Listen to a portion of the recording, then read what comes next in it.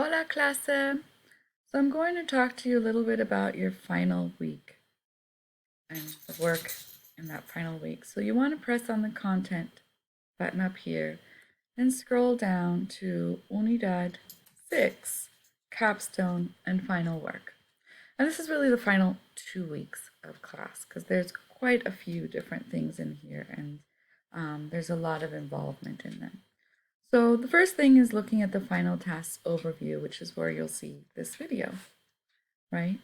Then you also have a listening assignment that's very similar to the other ones you've been doing, a Spanish culture discussion, and medio ambiente, which is again similar to the ones you've been doing as well, but it's in English, okay? And you'll have to reply to other threads.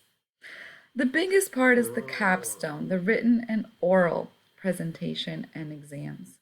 So your final written project, you have the option to do a draft of that project. I always recommend it to students. I definitely give a lot of really detailed responses to your draft with regard to grammar and what I'm looking for, etc. in there. But then really looking at that final written project. So you want to click on here to get an idea of what is in that final written project. So here it says you're going to click on the capstone final written project instructions, which I actually already have open here.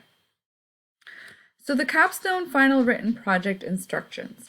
So this is really an essay in Spanish, of course, to write a research paper. And the research paper is going to be about a Spanish-speaking city that you're going to be assigned to based on the date and time you select for your final oral presentation. You do that going into the Course Resources and Groups tab.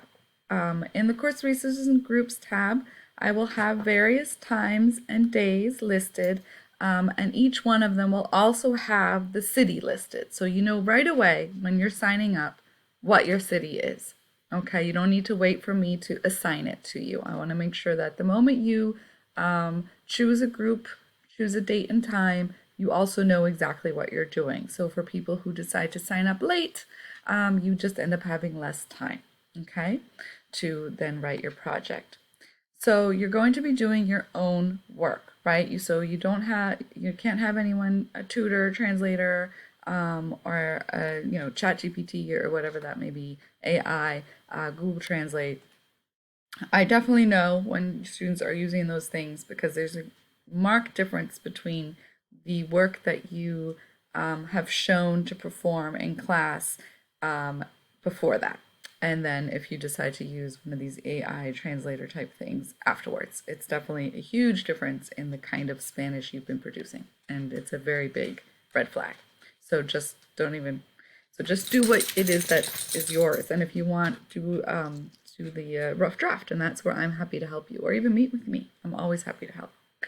So the instructions are: imagina que trabajas para la oficina de turismo en la ciudad asignada y es tu responsabilidad atraer a más turistas.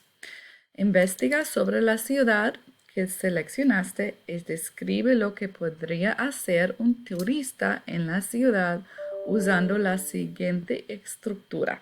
Okay, so you want to make sure you use usted or tú consistentemente, no las mezclas. Okay, I see that a lot. You start with one and then you move over to the other. Like, that's a big thing.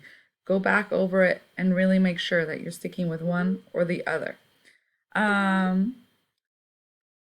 So using el futuro, describe de qué se hablará. So really like your intro, like what will you talk about?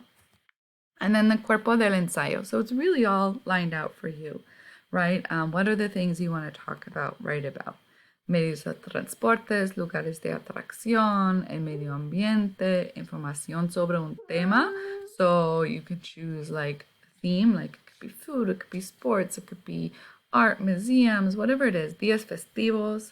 And then you want to have a conclusión. So here I'm really looking for condicional y el imperfecto de subjuntivo, at least 2 of each throughout your conclusión, right? So you want to have down resumen, sugerencias, etc. It's 500 to 600 words, right? Double space times New Roman 12-point font. 500 to 600 words equals about 2 to 2.5 pages, okay, if you're doing it right. Usually the rule is 1 page equals 250 words. So make sure you're consistent. Make sure you include the imperfect subjunctive, conditional, future. Those are the three we're really, really looking for. Incorporate the vocabulary from the unidades. Include an academic heading or cover page. Make sure that it is, if you're using citations, and I highly recommend you do use citations, not necessarily quotes, verbatim quotes, but if you got information from somewhere, you're going to want to cite it. And then use MLA, right? From the Purdue's online writing lab, the AL, it's a great resource. It's a great way for you to practice using that MLA style. You're using it in all your other classes, or you will. So it's just good to know, to be able to use it well, and to know when to cite a resource and when not. And if you're ever curious about when you should or should not cite something, you're more than welcome to ask me. Definitely an expert in that. So please do feel free to ask me. And then refer to your writing skills rubric. That's really what I use to grade this, okay? Then after you do your written project, there's of course the second component, which is the presentation. And then there's of course the third component as well. So then you have a presentation and exam. So you have a video presentation. So you're going to be submitting the video presentation as well. So this is where you submit it. It is a video presentation of you talking about what it is you wrote about, right? This is something that it would be ideal if you're not just reading it. I want as few words as possible on a slide, maybe just a little bit to say this is what it is, but not a description of what you're talking about on each slide, right? And then your final oral presentation, which is what you signed up for, and this is in a group setting, has multiple components, right? This is going to be a conversation. There's probably going to be 2 of you in these. So I usually will do it in a group of 2 versus 3, since this is a summer class and we'll have less people.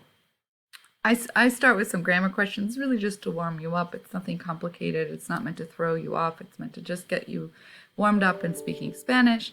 Then you're going to do your individual student presentation. This presentation may not be read. So this is something that you will need to either memorize or just it's supposed to be conversational. So you're supposed to talk about the things that you talked about in your presentation and in your final project, but in a more conversational way, just like you would if this was an in-person class and you were in front of the classroom, right? You would be not reading off a piece of paper, you would be presenting to your class. You will each present to each other, and then we will have an open conversation about your city, about what it is that you learned and presented about. Maybe one person found out one thing that the other person didn't know. Maybe there are some things that you both found out that you thought were curious, and I'm there as part of the conversation. So really looking at those presentations, thinking about some questions you think that you might be able to ask each other, but it's meant to spur a conversation. Overall, this oral exam will be about I will set 30 minutes for each one, but I think overall there'll be probably about 15 to 20 max. I usually like to give an extra 10 minutes just in case there's any tech issues. So those are the big important things for the final capstone and final work, and all the instructions are here of how to do that. And then of course you have your very last final exam, which is in D2L. So that is a timed exam in D2L where you are just taking, just doing final exam and review, right? So it's just very normal, it's timed, it's graded automatically, and then I go in and grade the short answer. So it's short answer, listening, multiple choice, fill in the blank, all those type of things. Okay. Hasta luego, suerte.